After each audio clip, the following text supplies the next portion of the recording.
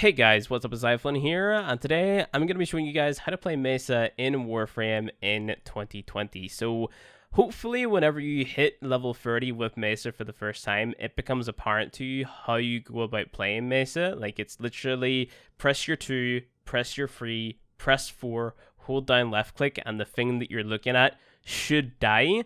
But this video is being made for the people who want to learn a little bit more about Mesa, and they also want to take a glance at how I go about playing Mesa as well, because I see a lot of people on Twitch specifically who are running around with Mesa and using her fourth abilities augment, which just allows you to walk while you're using them, nothing special, and it's just a lot slower compared to someone like me, how I would play Mesa basically. So before we jump in and learn how we play Mesa, we have to understand what her abilities do and also the type of build that I'm going to be running and where you can change my build up a bit to sort of optimize it for yourself. So let's just go ahead, jump right in.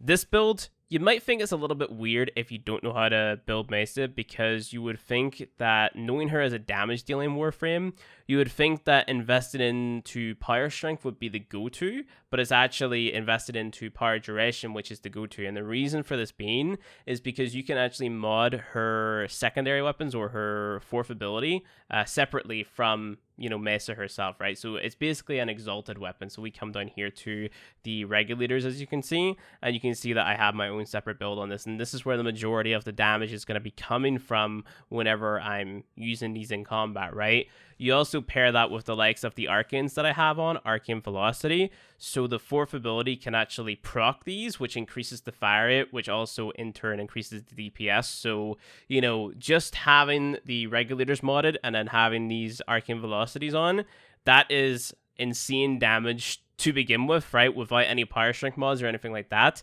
I do have a tiny bit of power strength invested into this build, but it isn't uncommon for you to see people who don't have any power strength invested at all, because power strength only affects this multiplier on the fourth ability, right? So usually it makes more sense to mod for the likes of duration and range because of the second and the third ability. So the second ability is a crowd controlling damage buff. So we get, on my build at least, a 41.25% damage buff, and the CC jams the enemy's gun, as you can see in the little preview that we have here. That is in a meter of 5.4. right? So 5.4 meters, we'll just round it down to 5 meters. So, that's pretty cool. And that is actually going to be a big contributing factor whenever it comes to keeping you alive whenever you are using your fourth ability. So it's worth having this up at all times. You're also going to share this buff with your teammates as well, and they're all going to get it for an equal amount of time.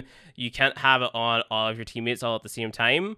It bounces between them, if that makes any sense. So they're going to have an equal amount of time with the buff. So player 2 is going to get it, then player 3, then player 4. And then once player 4's duration is over, then your duration is probably over as well. You keep the buff. The buff doesn't jump from you to player 2. It's always on you at all times. So that's worth noting too. But really good ability, worth having up at all times. Moving on to the third ability, Shatter Shield. This ability is really good as well because with the right amount of power strength, it gives you 95% damage reduction, and it is also going to reflect damage back at the enemies as well. So again, this mod or this ability is also affected by power range. Not so much to the point that it's worth investing a shit ton of range into it, but you'll get a little bit of added benefit from it if you have a little bit of range on. So, that's why I said it's not uncommon for you to see the likes of a power duration and power range build on Mesa, because it makes sense to invest into those two abilities as well, simply because the majority of your damage, like I said, is coming from Arcane Velocity and the mods that you have on your regulators, right? So there's no real need to go for the power strength that I have in this build. This is only if you want to, really maximize the damage and also the quality of life that Mesa has on the one build that I would go for this. But I've got 1.1k health and that type of stuff. So my Mesa pretty much never dies, and anything that comes across her always dies. So that's just what this build is for. So I've got Prime Flow on here for energy, Narrow Minded for power duration, which takes a big hit to my power range, Streamline for efficiency, if I can say the word right, efficiency, Augur Message for more duration, Constitution for duration, Umbral Vitality paired with Umbral Intensify for health and also Power Strength. These boost one another up if you didn't know that. Prime Continuity for duration, then Power Drift is on here for more strength. Cruise Projection to strip away enemy armor so they die a lot faster. Arcane Velocities, I don't know if I've said this already. These are must-haves. You definitely 110% want to have these on Mesa because it just makes her go from like a 10 all the way up to a 100. Probably not, you know, a fair rating there because she probably deserves a lot more than 100, but besides the point. But yeah, so the duration that we have on here is also going to affect the drain of our Peacemakers too. So having a high drain is going to make it so the drain per second is going to be lower. Pair that with Streamline, it's also going to go down. So because we pretty much have max duration on here, we've got the lowest amount of drain that we possibly can have with Peacemaker, as well as a pretty high damage multiplier too. So that's really cool. And this is the build that I've been using for the longest time, and I never have really had any issues with it. Another thing you could potentially do is you could throw on holster speed. And that is going to affect the amount of time that it takes for your Peacemakers to go in and out, basically. So Vigorous Swap. Is that it? No, that's not it. It's a completely different one. There's other holster mods that you could throw on here. There's one that I'm forgetting completely. Let me just go ahead and look it up real quick because I remember seeing it in a Discord. It's worth noting for you guys just because. Let me see. Where's Mesa? If I can find it. Mesa, it is called... That's not the right one. Synth Reflex, that's the one. Yeah, it's a V polarity, that's why I wasn't finding it. So, Synth Reflex, this here mod right here, is going to give you that holster speed. So, that one is pretty nice. You can throw that into the Exo slot instead of Power Drift. I might actually forma to swap the two around just because I don't need this amount of power strength that I do have. But yeah, so that's my Mesa build. There's definitely other ways that you can go about building Mesa as well. Let's also pay attention to her passives because she has a few of them. So you can shoot dual-wielded sidearms 50% faster. So that's like a DPS increase for any dual-wielded sidearms. So the Aximati, X-Stiletto, Twin Arcadas, etc. Single-handed ones, you reload 25% faster, so again another DPS increase. And then you also have gain 50 bonus health when you're not using melee weapons, so that one is also worth noting as well if you want a little bit of a tankier Mesa. Then whenever it comes to my regulators, this is the build that I'm using because we have the the velocities on here. I don't have any fire rate mods on, but you could potentially swap out Hornet Strike for a Gunslinger and see potentially like the same amount of DPS. So it's a much more cost-effective mod to have on there, and then you're still getting a substantial DPS increase, if that makes any sense. So there's that.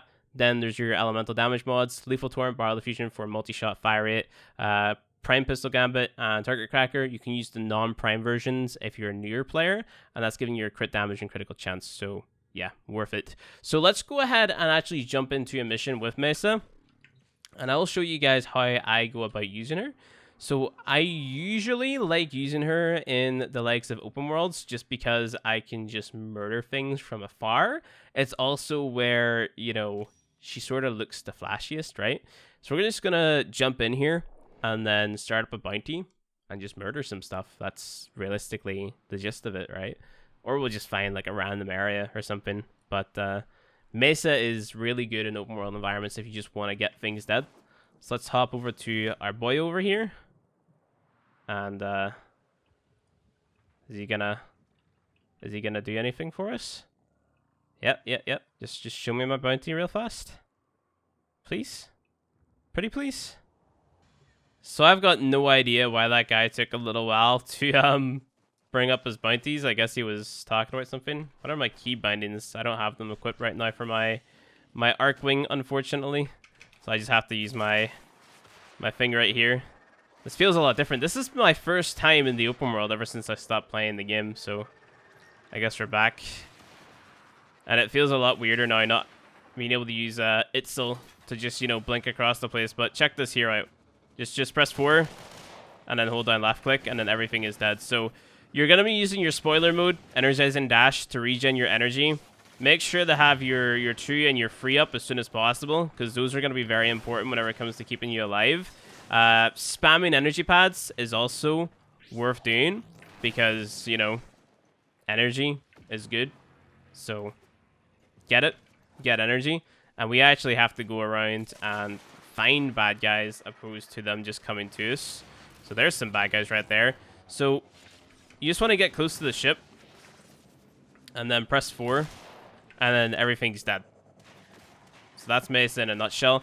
What I like to do is I like to jump into the air and then press my 4 and then just hold down left click. Like I'll spin my crosshair randomly like that while just holding down left click, you know, instead of waiting for enemies to sort of like come into my line of sight and then shooting them.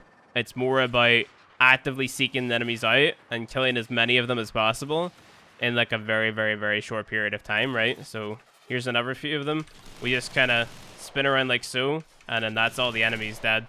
And then if there's any that I miss, then I just sort of like try to find out where he is and then keep my crosshair there for a little while, and then that's pretty much it. So you just have to see them, press 4, hold down left click, and then that should be you. That's my arcane velocity affecting my secondary weapon as well. So of course, like, using your favorite high fire rate secondary is also recommended too, because, well, obvious reasons. You got 2 times arcane velocity on there, so that's 80% chance for a fire rate buff, which is really crazy.